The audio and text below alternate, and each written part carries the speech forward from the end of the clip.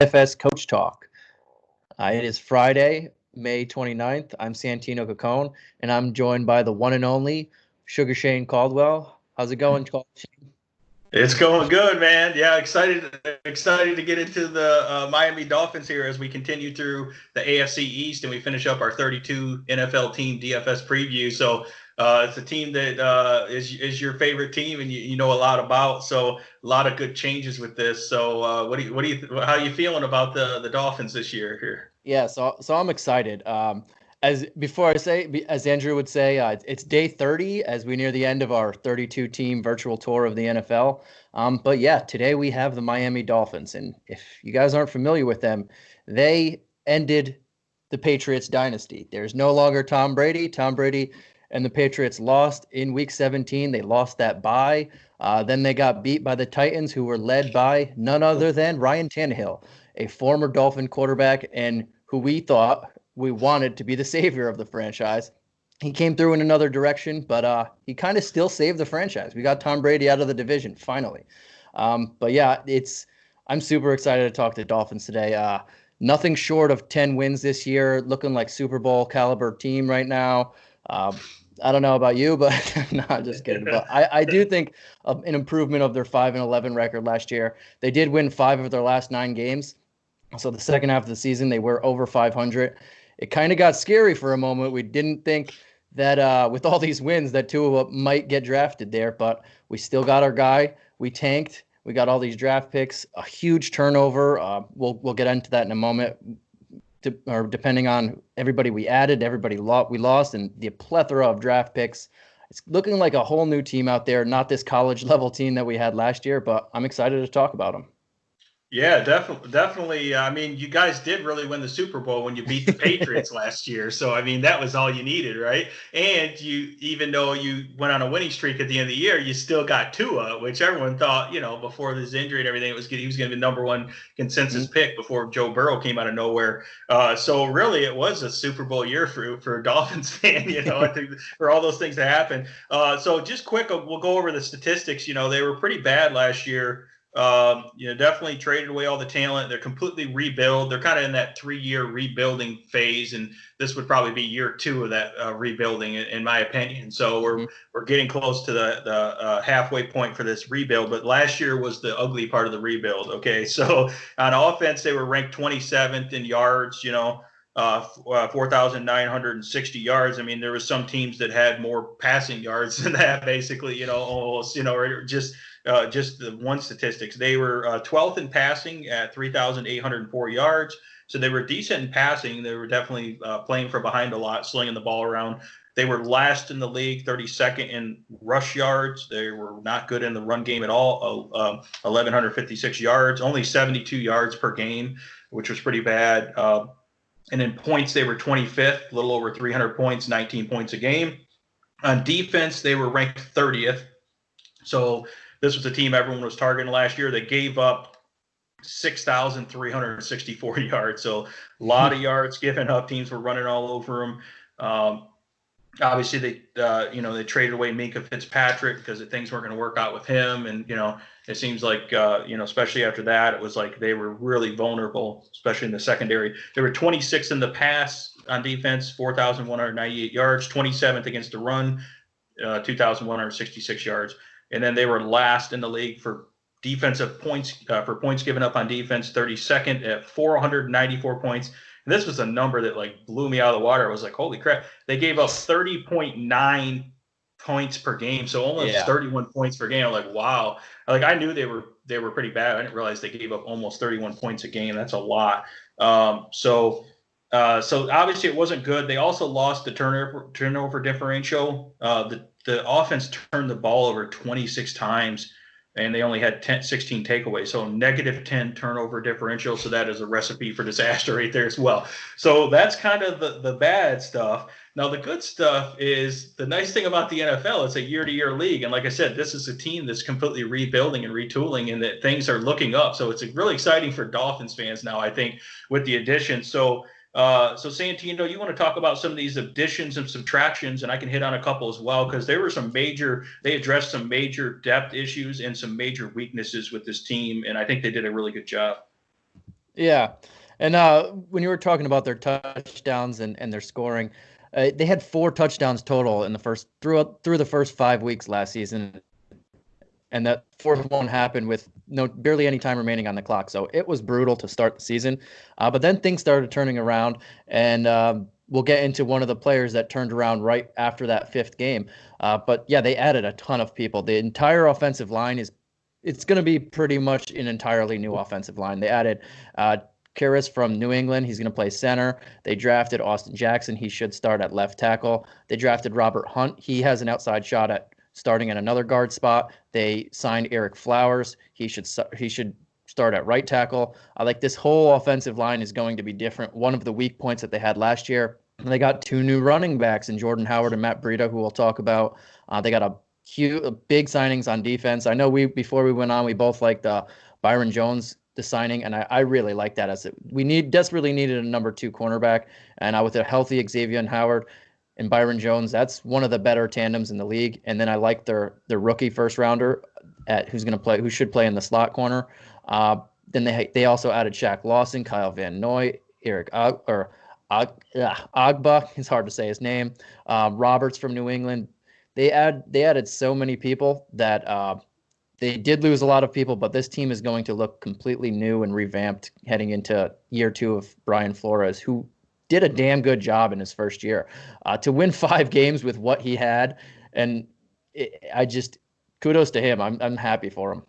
Yeah, they didn't really lose anyone that was major besides Fitzpatrick, but that was really last year though, and they got a draft pick back for him. So they really upgraded this team to where it's and I think that the fact that they went on a winning streak in the second half of the year and got better and better is really that really shows how good this coaching staff is. I think it's a great coaching staff. I really like Brian Flores. The fact that he was able to get them to keep them together despite all the losing and the really bad start. So that's a really good sign. So that tells me that things are looking up as they kind of continue to rebuild this roster. So they really addressed the issue of not having a good offensive line to protect the quarterback, to give Fitzpatrick, or in this case Tua, enough time, and also to be able to move players in the running game and open up some holes.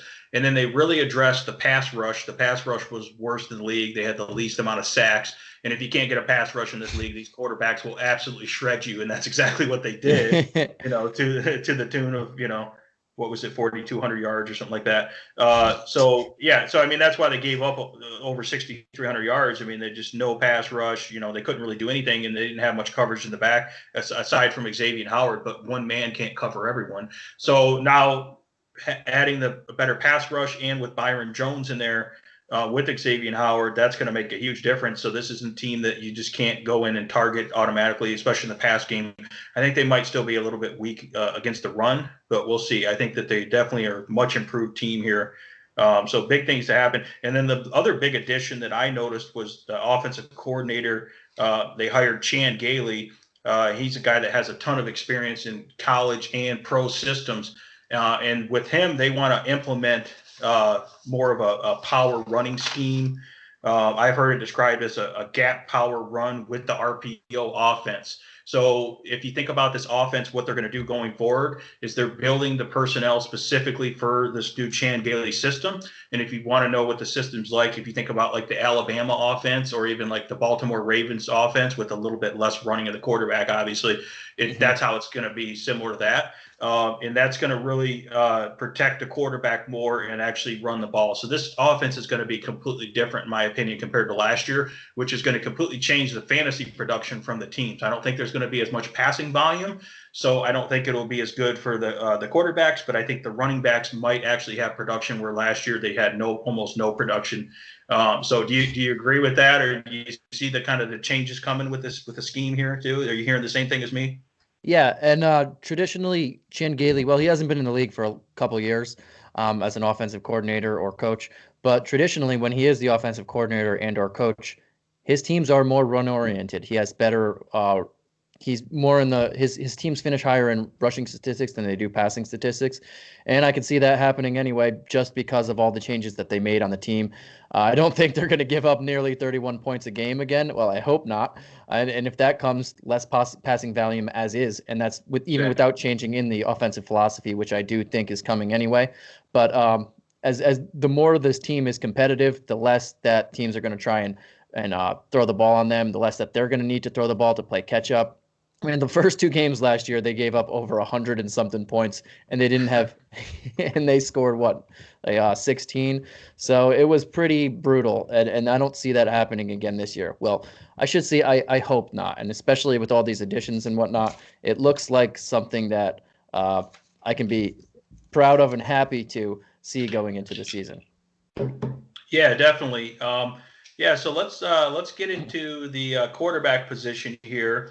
Now we have slightly varying opinions, and that's okay. It's kind of fun to debate back and forth. We have slightly varying opinions on who's going to play quarterback and when certain players are going to get in there. So, so my opinion is based on the way I look at this is that obviously Ryan Fitzpatrick is the starting quarterback, and most people don't disagree with that. But I believe that Ryan Fitzpatrick will play almost the entire year, if not the whole year. And I believe that this is going to be a redshirt year for Tua.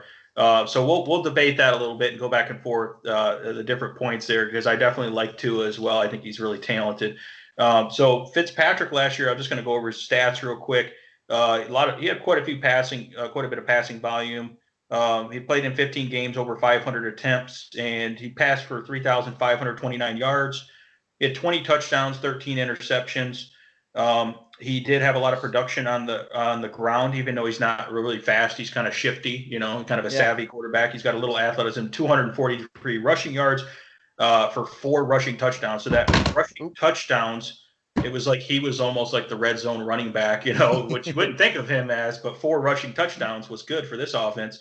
And 20 passing touchdowns, that got him to fantasy production. So he had 7 games over 20. He had fantasy games on DraftKings of 35, 31, 27, 25, 23, 21, 21. So he had quite a few good games, and he really never was that expensive because of the fact that he throws, quite a few interceptions. He wasn't in a great offense, right? So his price didn't really go up that much. So he's actually a good value play that you could play in tournaments or cash when you catch him on the right lineup where they're going to get completely shut out and we're going to get, he's the ultimate garbage time guy, I think, throwing some, and then once he actually had Devontae Parker starting to heat up at the end of the year, man, that was perfect for this offense. So what do you think about Fitzpatrick, his outlook and how he did last year too?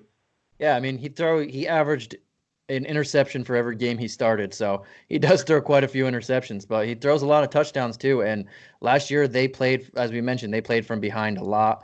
They were giving up a ton of points, but that only helps you. And this guy, given the opportunity, he is fantasy friendly in the right circumstances. Almost 3,500 plus yards in 13 games, 500 plus attempts, 20 touchdowns, and 4 on the ground.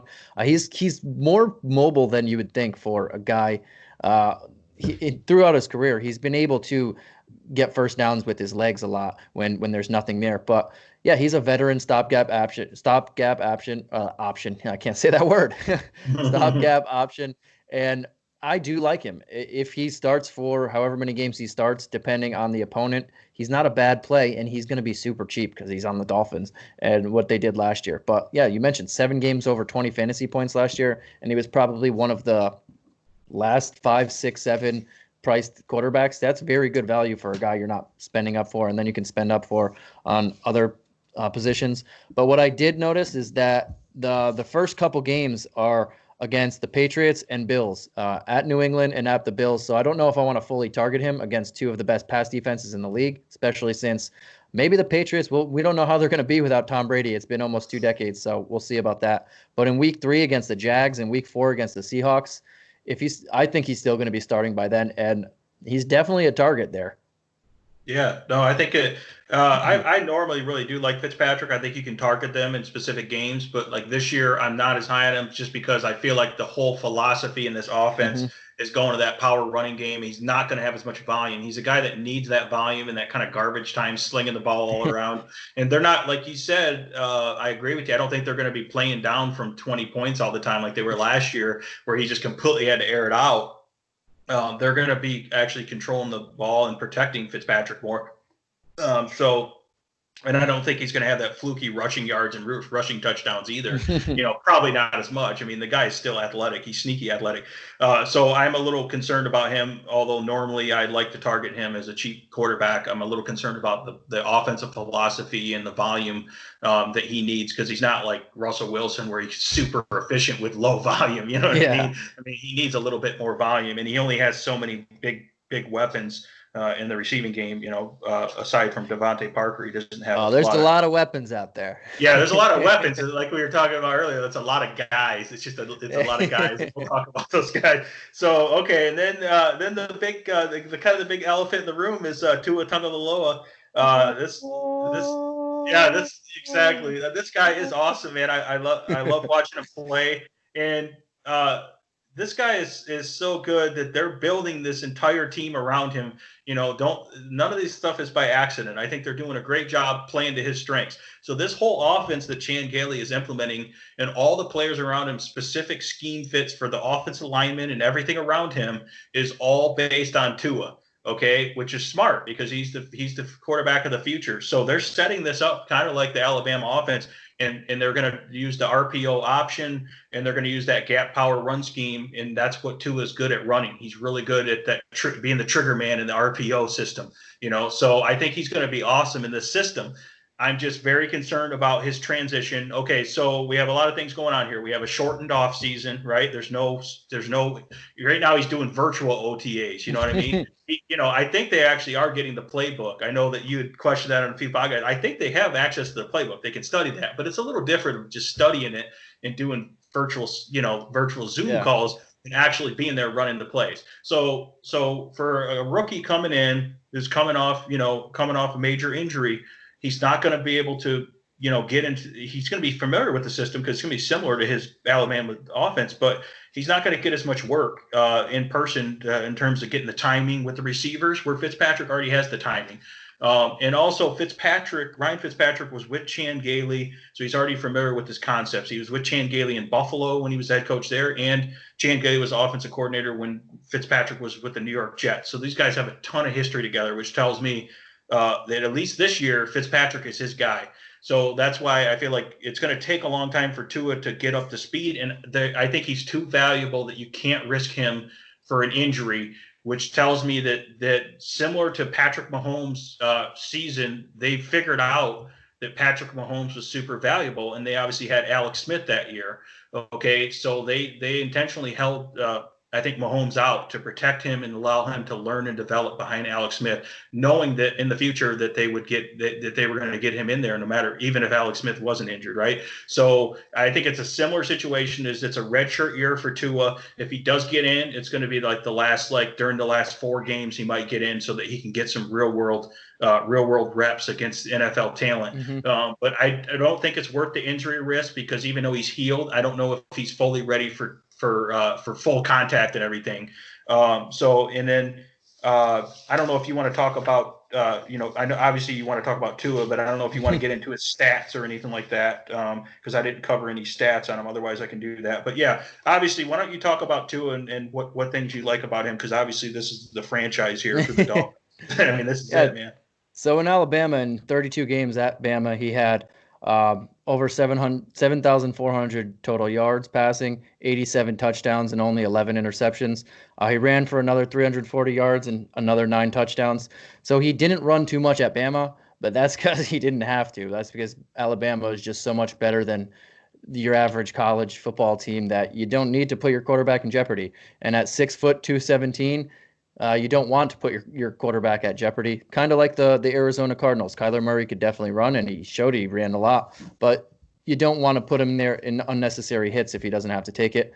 And speaking of Kyler Murray, and I know you brought up Russell Wilson before, I don't know what it is, but I love all 3 of these guys. I really like undersized quarterbacks that are mobile and that have pinpoint accuracy and that can place the ball every level of the field, whether it's 5 yards, 15 yards, 35 yards down the field. But Tua is poised. He showed it in the national championship game when he just came in and finished and came back and won that game. But he should be healthy and ready to roll by OTAs. The only thing about that is that I don't know how much practice rep he's going to have to realistically push Ryan Fitzpatrick in the beginning of the year. I don't think that Tua is going to start out of the gate, like you mentioned. It's definitely going to be Ryan Fitzpatrick.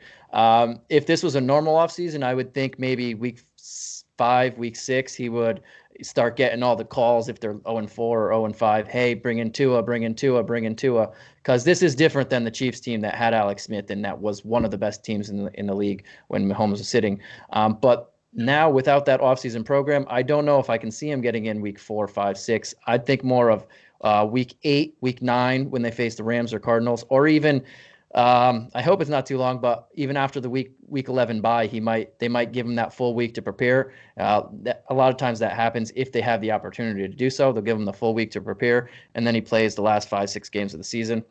But yeah, this is the future of the franchise, and I am so excited. Whether he plays, like you said, you don't think he might play at all this year. Whether he plays 1 game, 15 games, 0 games, he is already the face of the franchise. I will tell you, as a Dolphin fan, everybody is super excited for him, whether he steps on the field or not. We know that it's coming. We know that it's there, and we finally have something we can believe in and be proud of. But yeah, this guy, he looks like the real deal when he's healthy. He can make every throw on the field, and it's not every day that you can say people can make this. And as we've seen lately, shorter quarterbacks have had success. Just look at Drew Brees, look at Russell Wilson, look at Kyler Murray was successful last year. Shorter quarterbacks are starting to not get as overlooked as they used to be. Yeah, definitely. I mean, I think it is going to be interesting. It's good that you brought up that bye week because that would be a good target to bring him in. Like I said, the ideal target if you're bringing him in is towards that last quarter of the year, those last 4 to 5 games there. That's the ideal if you want to get some reps. I mean, at that point, I'm assuming that the Dolphins might have 5 or 6 wins or something like that. Trying to finish strong and be like an 8-8 team. I mean, realistically, but you never know. The NFL has surprised all the time, but this team doesn't look to probably be a playoff team. I think that the rest of the division is actually good. I think that I talked about the New York Jets the other day. I think they're actually a sneaky team. They're improved, and the Buffalo Bills, you already know, are solid.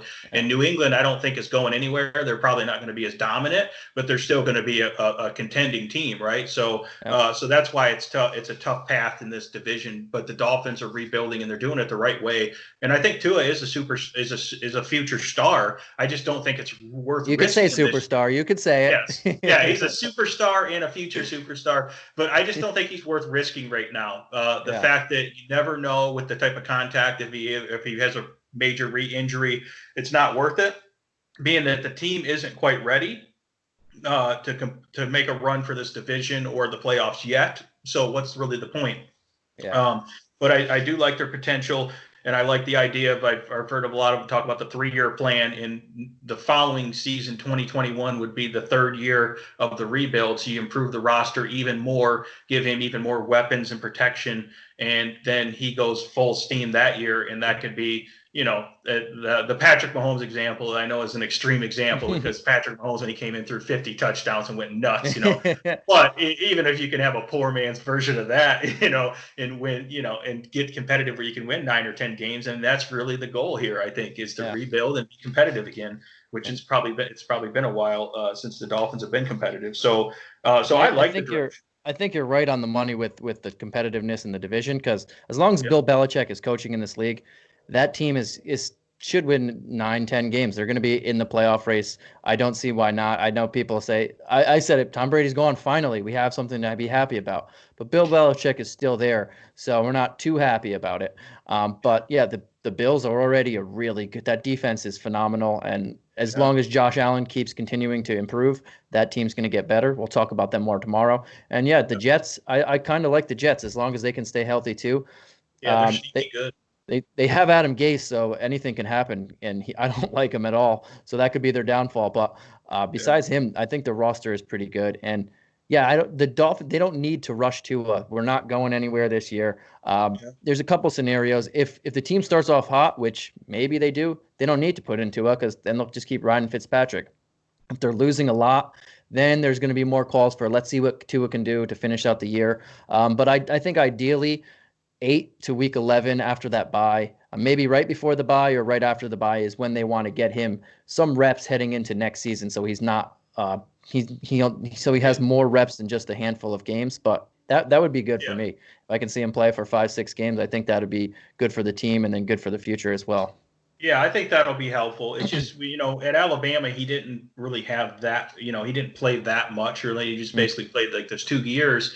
And in Alabama, he had all the perfect conditions, right? He had a dominant offensive line, a dominant running game, and a dominant defense, a dominant, O-line running game. And then obviously he had probably the best receiving core in the entire nation, and just ridiculous receiving core. So he had everything perfect. When you come to the NFL, the competition level is way up there, and he doesn't have all these perfect conditions. So he really needs to sit and learn a little bit, before he just gets thrown right into the mix. Plus the injury concern. So that's why I think they're going to be more cautious rather than just get him in there because they're excited about their new, superstar, future superstar rookie. I don't think that could end. That isn't going to end well if you get him in there too early. So, okay, I think that's enough about Tua. We spent a lot of time because he is, like I said, he's pretty much the franchise, man. I mean, the guy is, I really think he's got big things in store. Now, the running, hey, we can probably just skip the running back position then, right? I'm just joking. That was really bad. So 2019, you could almost skip the running back position here. Okay, so here's the Miami Dolphins. I think we could have replicated what they did in their running back group last year. So here you go, Santino. Here's the Miami Dolphins, the pop quiz that I hear everyone using. So when we're talking about the running backs here, who was the leading rusher last year and the leading rushing touchdown guy for the Miami Dolphins? This is like the funniest trivia question. He wasn't a running back, I'll say that. No, so who was it? Fitzpatrick. It was Fitzpatrick. So Fitzpatrick was the leading rusher. He's magic. Ryan Fitzmagic. That's why they call him Fitzmagic. Again, I mentioned earlier, 243 yards. So he led the team in rushing yards per attempt at 4.5, and rushing touchdowns. So I think, that's when you have an issue, right? So I don't think we need to talk about the running backs. Obviously, Kenyon Drake is gone. We don't need to talk about last year's running backs, is what I mean. Balance is garbage. Yeah, Kalen Ballage and Patrick Laird. I don't think we're getting too excited about him, or Mark Walton, or any of those guys. But we do want to talk about Jordan Howard and Matt Breida. Excited about them. So I actually like Jordan Howard as a fantasy sleeper this year. And keep in mind, traditionally, I do not like Jordan Howard as a player.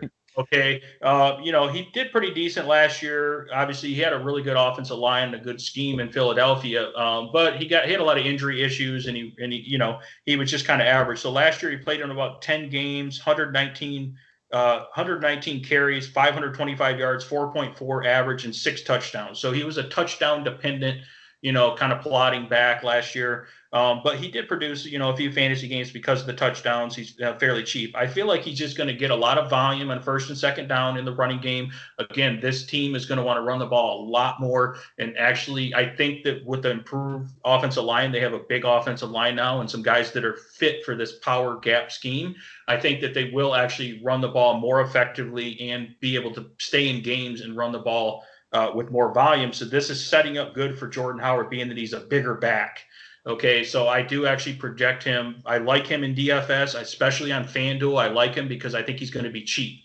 If I can get him for 5,500 or 6,000 on FanDuel, I think I'm comfortable with him in most game scripts. If it's a game where I think Miami's going to be in the game and not completely blown out. Okay, so that's kind of my thing on Jordan Howard. I know you didn't like Jordan Howard quite as much. How do you feel about him? I mean, he's not bad. I like them both as a tandem. Jordan Howard's had success in this league before. He has 2 years of over 1,000 yards. It hasn't happened in the last 2 years, but he's pretty much a safe banger between the tackles. He's going to be the red zone option on this team, so that's what you want to see in a fantasy and DFS target. He's not a big play threat last year. His highest rushing or his biggest play was, I believe, 20 yards. So not a big play threat, but he's safe, reliable, a little better than your average plotter, I would say.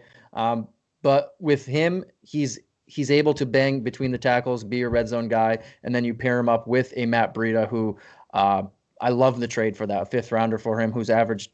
I'll just transition right into Breida, and then you can touch on it. Breida had 5.3 yards per carry in 2018 and 5.1 yards per carry last year. He's more of the big play threat. He's the big play guy, and he's a very good receiver with soft hands, something that Jordan Howard isn't bad at, but isn't great at as well. And Breida's been in ineffective committees before, as is Howard with Tariq Cohen, and last year before he got hurt with Miles Sanders. But one thing about Breida is he does pick up a lot of nagging injuries that happened the last 2 years. So I do like how they have the option of Howard to bang between the tackles and red zone, and Breida to come in, change of pace, and be that big play receiving threat there. But I think this 1-2 punch is going to be effective. But again, it's a committee, so it's always in DFS, you kind of want to shy away from the committees, and depending on which site you're playing on. For PPR, I want Matt Breida because I know he's going to get more receptions. For non-PPR or half PPR like FanDuel, I'm looking more towards Howard because I know he's the red zone guy and he will get in between the 20s. That's where he's going to come in. Yeah, and Matt Breida is, he's a guy that's undersized. He's 5'10", 190. However, he is a complete freak athlete. I mean, he's around, 4.3 speed. I mean, he's off the charts in terms of his athleticism and his quickness and all his measurables there. So he's got a lot of upside. He's got a lot of playmaking ability. He can do that without a ton of volume as well. So that's why you got to really like him. And I think that they should be able to use him more in the passing game. I think he was underutilized in the passing game because San Francisco last year didn't really have to pass the ball. And then they had Tevin Coleman as well, who's pretty much the same player. So they didn't really pass the ball to him a lot there. He had 19 receptions for 120 yards and touchdown. So I think that he can be used as a receiving back more. If you get this guy in space, he's completely explosive. Mm-hmm. He can run between the tackles. He's pretty tough for a smaller guy. It's just that's not necessarily his strength, but he can do that. He had 623 rushing yards and a touchdown last year. Like you said, he averaged over 5 yards per carry. So he's just elite athleticism. You definitely like him as a change of pace kind of guy and a third down back. So in PPR formats, yeah, I think he's great. I think I expect a lot more receptions and a lot more production there. And hopefully he can play that kind of combo role where he can do both rushing and a lot of receiving and make a lot of big plays. And I think that even though it's a committee, it's really only a 2-man committee. At least they're not rolling 3 deep. You know where the volume's going to go. So I think he'll get enough volume, being that he doesn't need a ton. If he can get around, even around like 12 to 14 touches per game, for example, that's enough for Matt Breida with his production in terms of his explosive ability. If you get this guy in space, and he's not going to be expensive at all. He should be super cheap on DraftKings. So yeah, definitely a guy that I think you fire up that people aren't thinking about necessarily. And Breida, in terms of GPP play, he's the guy I would be targeting. I like him better as a player and as an athlete than Howard because he is both of those. But I would probably target him more as a GPP and Howard more as your safer, with a safer floor cash game guy because he does have that touchdown. He will be the red zone guy, and you're familiar with LeGarrette Blount and how all you need is a couple carries and plod your way into the end zone, and you make your fantasy day right there. Yeah, he's the ultimate touchdown dependent guy. I think Howard will have more rushing yards, but not enough to have that big breakout game. So you're right there. Howard does make you nervous in terms of his upside, but he should be a pretty safe floor though. So I mean, we'll have to look at his price as well. I think if Jordan Howard can get you, like 18 fantasy points on FanDuel or something like that, he's probably going to hit value. 2 or 3, maybe 3 times, 4 times. Yeah. He's just not going to be a guy, like you said. I agree that he's not a big ceiling. But Breida, he's the type of guy that could have a couple bad games and then all of a sudden just go completely nuts, because you get this guy in space, he's probably not the best at like breaking tackles, but he's really good at eluding tacklers and just the speed and quickness and freak athleticism explosion that he has. So I really like Breida. You're right. That's a perfect example of not only a guy that's good on DK compared to Jordan Howard being FanDuel, but a guy that's more suited for GPPs compared to cash too. So you got 2 good examples there of these guys. But yeah, you have to pay attention to these running backs because they're going to want to funnel the ball through them a lot more than they did last year. And they're obviously a lot better And, we can talk about their offensive line at some point as well here, that how they upgraded that and how that's going to be more of a powerful offensive line, where last year the offensive line was just horrible. So they were really bad. That's putting it nicely, too. I know. They were really bad. Exactly. So I think we talked enough about running backs. Why don't you, do you want to go over the receivers? I'm assuming you're a Devontae Parker fan. I know I'm a huge fan of him. What do you think about Devontae Parker here? Yeah, so Devontae Parker finally lived up to that first round billing last year. He finished 5th in the league in yards. He had 128 targets, 72 catches, 1,202 yards, 9 touchdowns, 16.7 yards per catch, and he was 6th in the league with 13 yards before the catch. So a lot of he was making a lot of big plays out there. He only had 2 broken tackles, and he did drop 6 balls, so still iffy on his hands, but I like him. I don't know if I like his talent as much as someone else I'll get to, but I really like him, and he turned into a premier deep threat, and he turned into a premier receiver last year finally. I'm just hoping that it wasn't because it was his last chance. It was seemingly every year it was Devontae Parker's going to break out, and then his last chance. But I'm hoping it wasn't because it was his contract year that he finally busted through and then got his payday, and then now he's back to the Devontae Parker of old, who's just so frustrating. Hopefully it's not that's not the case, and he's going to continue being this team's number 1 receiver. But yeah, 4 years of underwhelmingness, and last year he went off, and his 9 touchdowns that he had last year were tied. That's how many he had in his first 4 years in the league. So that just shows how awesome he was in the league last year. 7 games with 10 plus targets all happened in those last 11 games. After the first 5 that I mentioned, they only scored 3 touchdowns, so or 4 touchdowns. 4 games of 100 plus yards, all in the last 6 games, and they were 4-3 in those last 7 games. So him playing at his best ball didn't hurt the team. It actually helped the team. The team was playing better when he was playing better. Hopefully that's a sign of things to come. And he does have tremendous talent. So if he can keep his head on his shoulders and keep continuing to improve, he should be top 15 receiver again. Yeah, I think that this guy, he's borderline wide receiver 1, and he's still kind of flying under the radar, even though he had a really strong finish. If you look at there was 2 guys last year that were labeled, that were super, first round picks. Devontae Parker was a first round pick, right? I don't remember when he was picked. First round picks. There was 2 guys. 14th. First round. That were highly touted, super freak athletic guys that were supposed to be stars in the league, and that were labeled a bust. Okay, so the 2 guys are Rashad Pyramid, who played for Tampa Bay last year. He's with the Jets, okay, and Devontae Parker. Both of them were coming into contract years, were labeled as bust, and were super talented, had a lot of issues throughout the years, injuries and various issues. And both of them went nuts the last 5 or 6 games of the year. Okay, so I was kind of on both these. But anyways, if you played these guys in daily fantasy, their price, it took a while for it to go up. It never got super expensive. If you played them basically every week for the last 4 or 5 weeks of the season, and you just put in Devontae Parker and Rashad Pyramid, you win all the money. They were consistently putting up. Devontae Parker had fantasy games, 38 fantasy points on DraftKings, 25, 24, 23, 23. I mean, he had a bunch in the high teens. I mean, he was completely started to dominate there, and he was just awesome for the daily fantasy because it took a while for people to start trusting him. People were like, it was just a 1 week fluke breakout, and he just kept producing. So this guy was awesome, and I think that he is a legitimate star.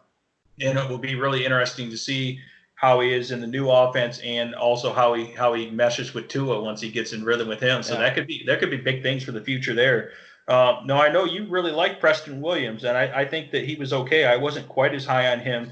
He was an undrafted free agent, so it's great. He kind of came out of nowhere. But what can you talk about Preston Williams and why you like him so much? Well, he should have been. He was legitimately could have been a first round pick last year, but the little off field issues that he had, domestic dispute and something else, caused him to fall. And then he had an underwhelming pro day.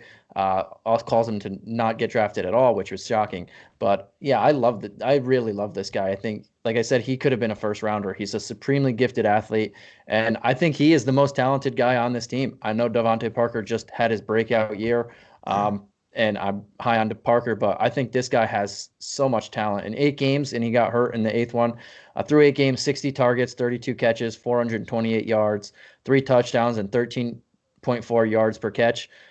2 broken tackles, and he had 4 drops. But if you extrapolate that through a whole season, that's 120 targets, over 60 catches, 900 yards, 6 touchdowns for a rookie, undrafted rookie. That's really good. And the team picked their play up later in the season, so maybe he could have hit 1,000 yards if he wasn't hurt. Who knows? But he had more yards. If we go on a game-by-game basis last year, I know Parker started going off at the end of the year, and I'm so happy I could finally see that. But through the first 8 games, through the 8 games that Preston and Parker played together, Preston had five of the 8 games he had more yards than Parker. They made in 5 of those 8 games he had at least 7 targets with no less than 5. So they made for a pretty good 1-2 punch. I know it didn't jump off in the box score because they were getting blown out, but he looked to be the top option at the team before getting hurt, and then sadly an ACL ended his season. They say he's going to be ready for the season opener, and they're hopeful for that, and he looks like he's on track to, but we'll see, because all this uncertainty that happened in the offseason, he's not getting the training that he could be getting and should be getting.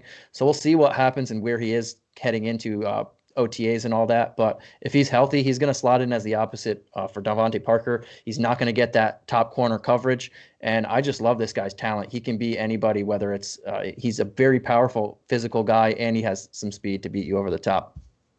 Yeah, hopefully he can come back from that ACL healthy, and most players are able to do that now with the new technology that they have in the rehab. But I do really like the fact that he kind of broke out under the radar in the first 8 games, and then he got injured and kind of went off the radar. So to me, that's like, cheap. Again, yeah, he's super cheap. People completely forgot about him, so he's probably lower ownership. It's not really a guy you're thinking of. But the fact that you're saying he could be that 1-2 punch with the Devontae Parker and Preston Williams just being the 2 top receivers in this game, I could see Preston Williams being good in this like RPO scheme, kind of run pass option scheme in this Chan Gailey system. So if he can really develop in this system, he should get a lot of targets, and I think he's good, definitely good. Like, he's good at run after the catch. He's a good PPR type guy. He should be able to get quite a few receptions there, and kind of rack up a lot of yards and receptions. And it looks like he can get some red zone targets as well.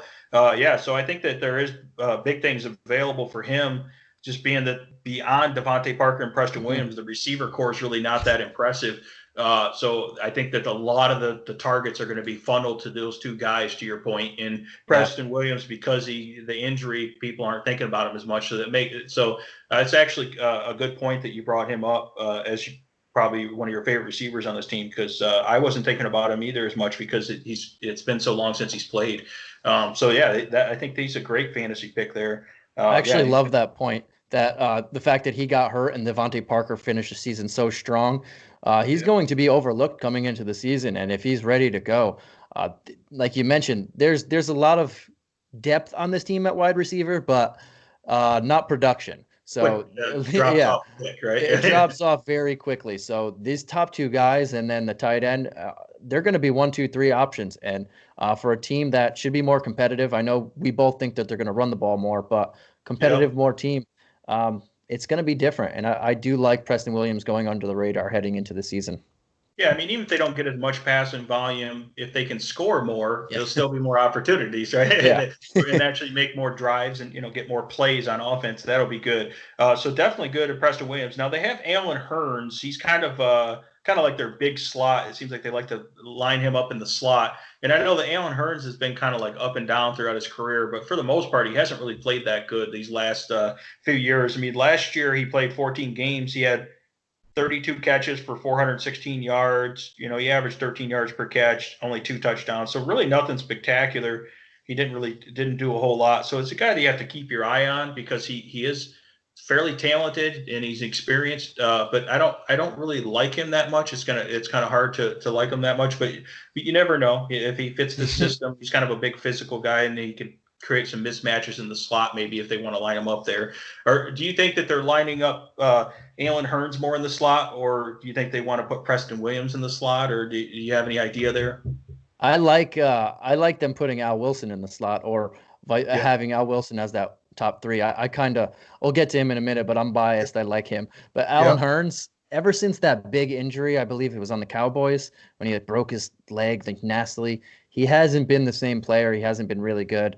Um, he's gonna steal some targets and or some catches. He might find the end zone, but I'm not looking to play him at all. If you have to play Alan Hearns, your lineup is not looking good there. Yeah, yeah, it's kind of rough. So I do like it. Yeah, I agree with you. I think Albert Wilson has more upside there. What do you what do you like about Albert Wilson? Do you like him as a big play threat? He didn't really average that much yards per reception last year, but I don't know if that was just a fluke or not. So this is a little biased for me, but I am a fan of him, and I just the only thing is I don't know how many guys in this pass offense will hold value, and I think Parker, Preston, and then Gesicki will hold a little bit of value. So I don't know how much Wilson will hold value in fantasy in DFS terms, but this guy is a speed demon.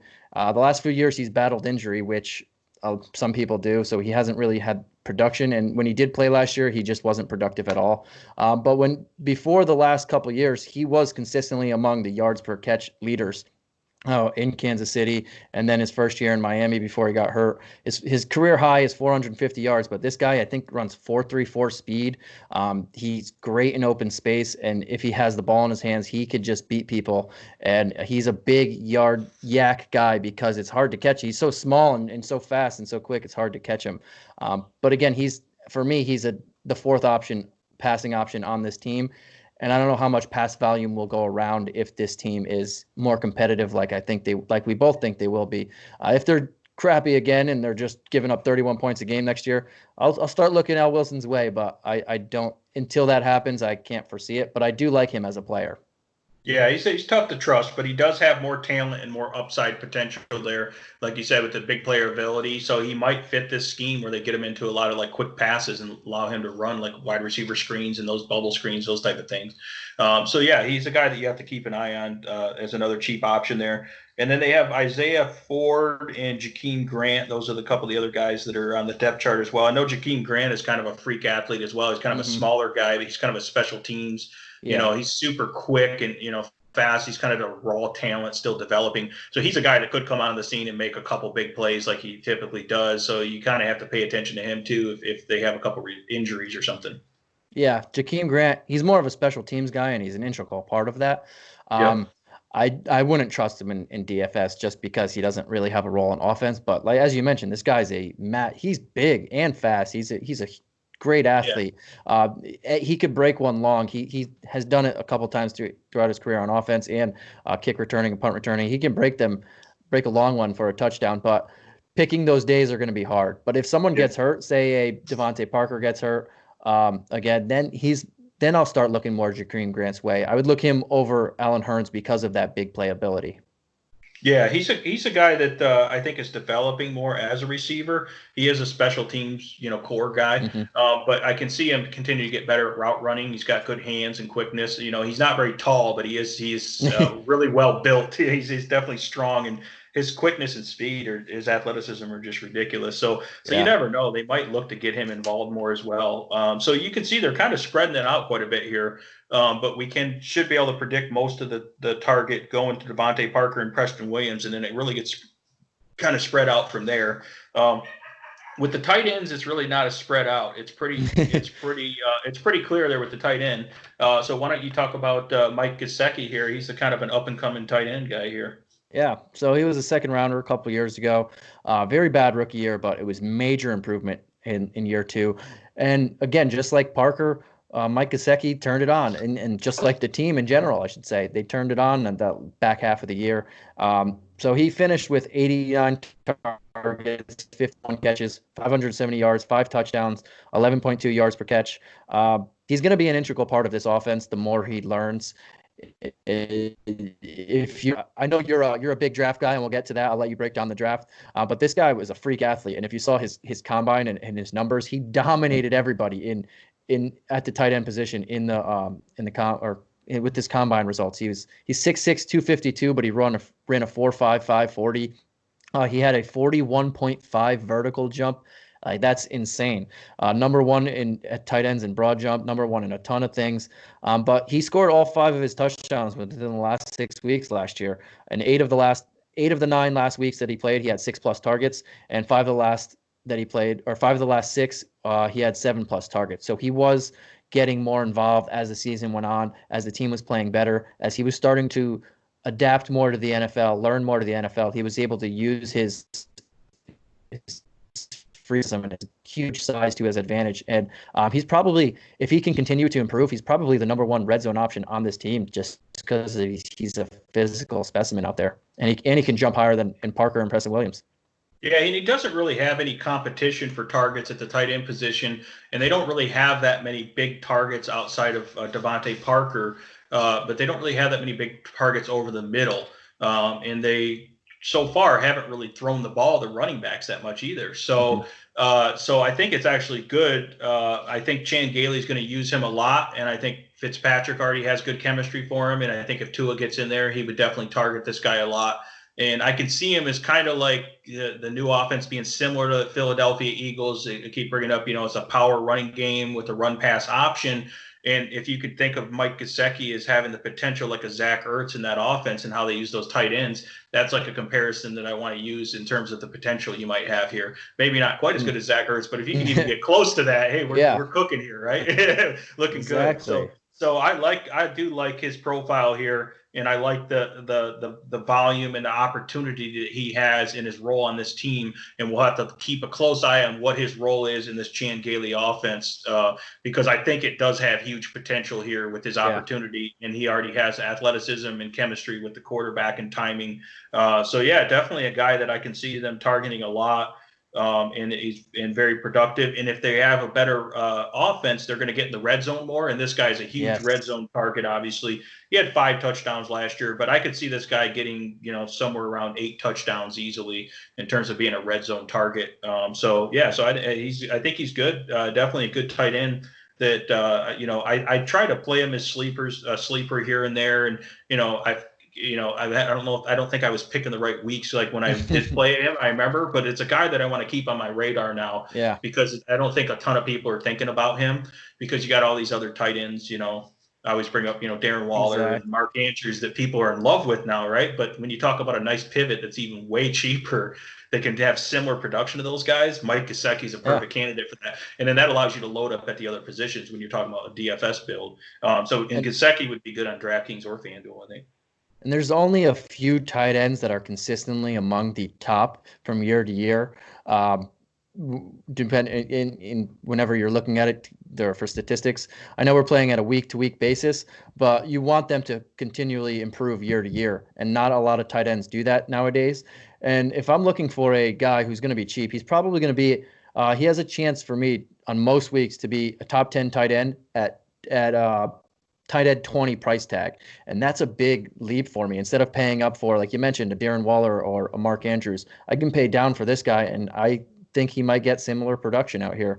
And he is, the more the team gets better and the more the team can move the ball and get first downs and get to the green zone and then eventually the red zone, the more opportunity for this guy to use his size and athletic ability to get those red zone targets and score. And he is one of the sleeper tight ends that I want to look at. And especially at tight end in a position that is kind of a wasteland sometimes, you want to get these guys before people start catching on and realize that, oh, this guy's damn good. So you want to try and get him before that. And I mentioned that the first 2 weeks are against the Patriots and Bills. Maybe he turns it, if Parker and Williams are getting locked down on the outside, maybe he turns into the number one target for those two on a very cheap slate because they're going against top defenses. Yeah, you don't want to target the cornerbacks on those teams for sure with Stephon Gilmore and the guy up there at the Bills. So exactly, Tre'Davious White. So you definitely want to probably target the safeties and linebackers. Yeah, and Gesicki's a guy that was kind of disappointing, like his rookie year. He was supposed to be the breakout talent, and I remember he was a disappointment. So a lot of people still remember that, I think. And the point is, tight ends typically take longer to develop in the NFL. So the fact that he's coming in, is this his third or fourth year, I Third, believe. yeah. Third year.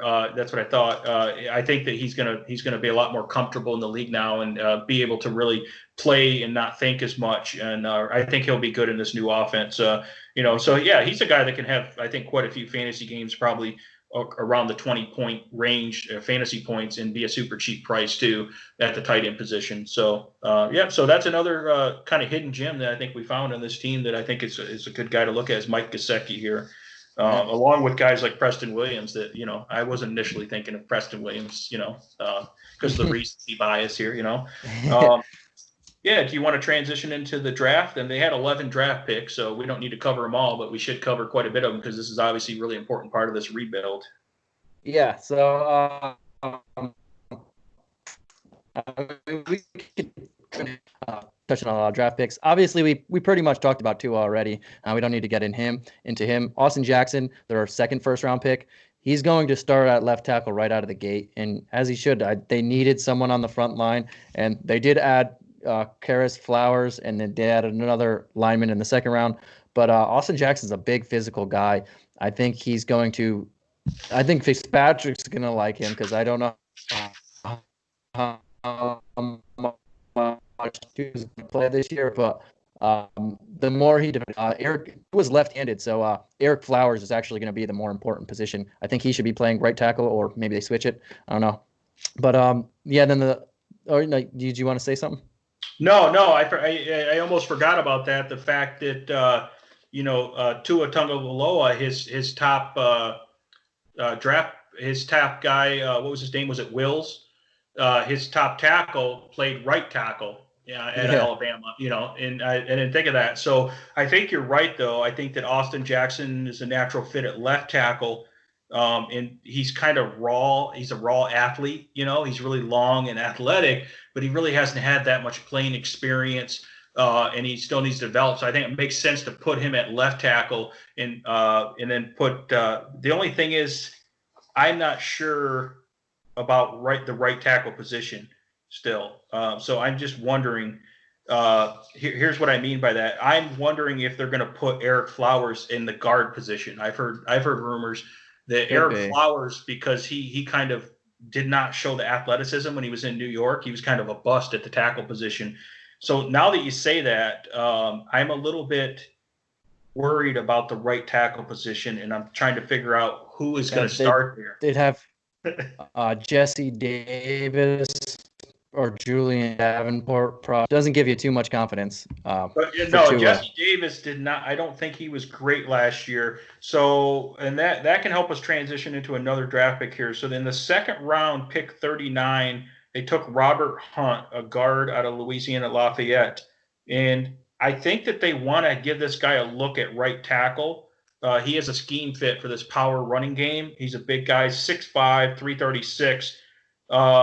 I think he was very big, powerful type guy. So I think he profiles in the NFL better as a guard, which would be great for this power running game. But the problem I see is I still don't see a clear cut right tackle. So I did hear rumors that they might let him compete at right tackle and see if he can play out there. The problem is he's not really that great as an athlete, kind of in space in terms of his footwork. So that's where he profiles more of a guard. But he did play tackle at Louisiana Lafayette. He played both positions, but most recently he played tackle there.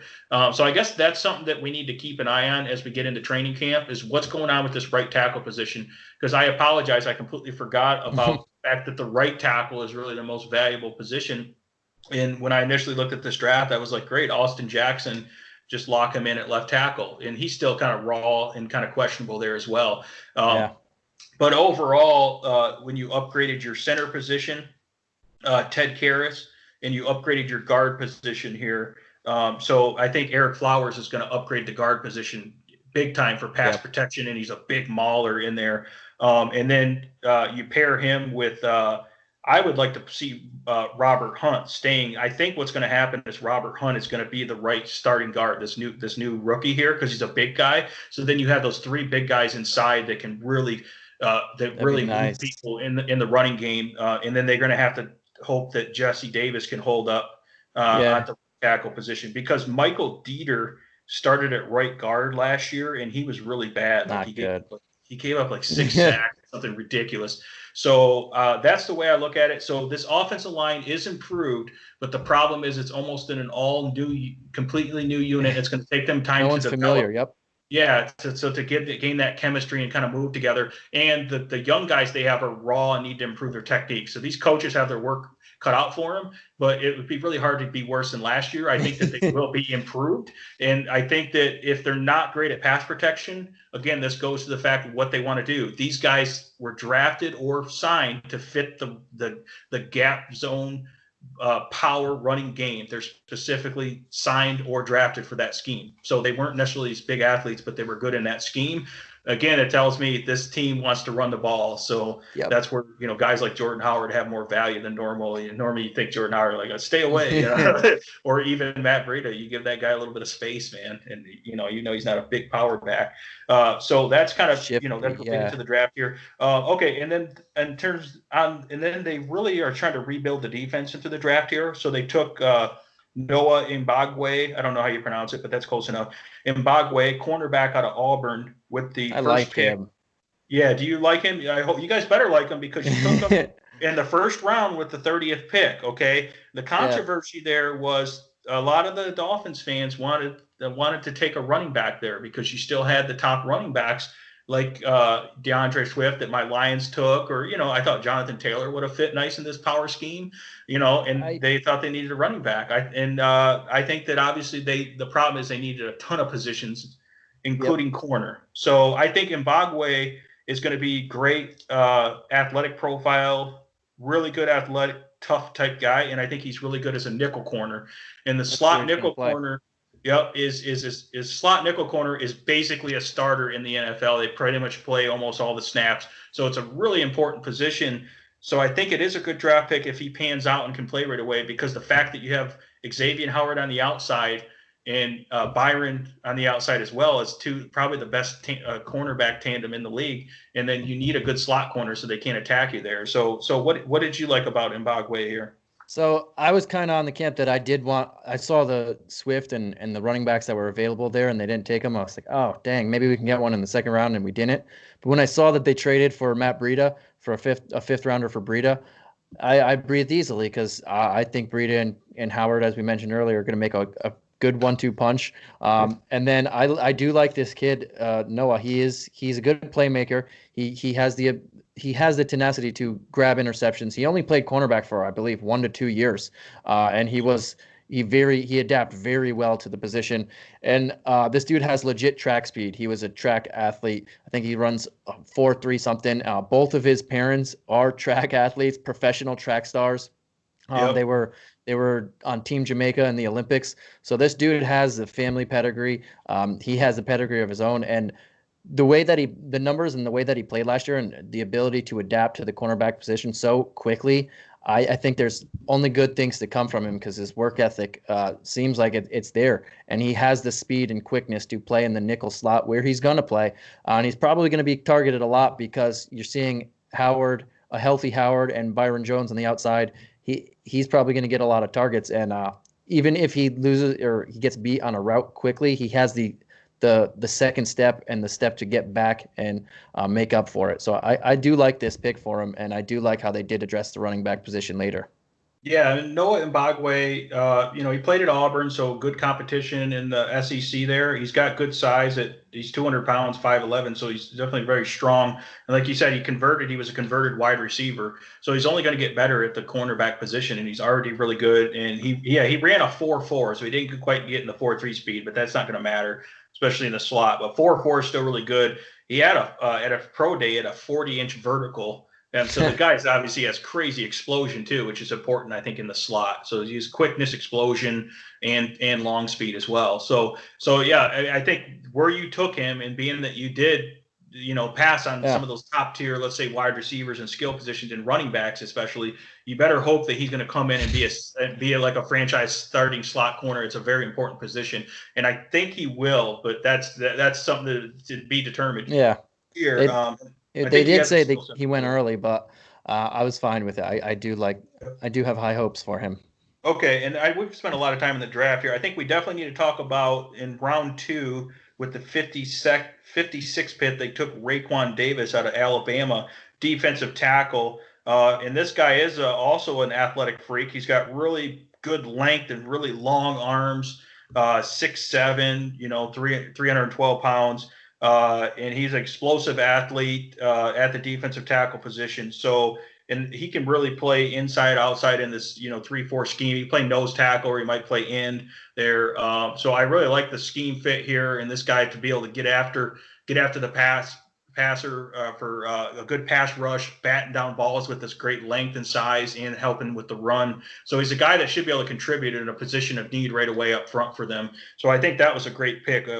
Were you excited about Raekwon Davis as well? Yeah, I think he's going to fit in right well, and he might be in between Lawson and Agba right at the get-go, and that's a really good defensive front right there with all of the changes they made at linebacker and safeties and defensive back as well.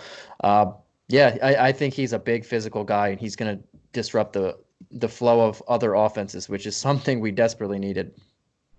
Yeah, and then they also took a safety out of Texas, Brandon Jones, and he's a guy who's a little undersized, about 205, 6 foot, and he plays pretty tough and physical, but he wasn't very good in coverage. So he's more of a strong safety kind of guy that gets into the box there. He might be able to, but he's not very good in coverage. That's the only thing with him. So he's a developmental safety. And then I just want to mention they took Solomon Kenley, the guard out of Georgia, in the 4th round, and he's another one of those power scheme big guards who's powerful, great run blocker. He just kind of lacks like mobility and the technique a little bit. So he's got to improve on his technique a little bit, but he's a guy that might be on the mix to play guard here if they want, especially if they want to kick Robert Hunt out to tackle there, like we talked about, because really these guys are drafted for this scheme. They're big, powerful guys. So once they can develop, they're going to probably take over some of those other guys that used to have these roles because obviously they weren't producing.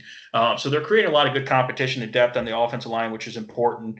And then they took also defensive ends, Jason Strobridge out of North Carolina and Curtis Weaver, which is he should be more of an edge outside linebacker. Do like Curtis Weaver played at Boise State. He was the Mountain West Defensive Player of the Year last year, and I really like him. He's got good size, outside linebacker, 6'3", 265, great 3-4 outside linebacker here, and he's going to help with the pass rush there.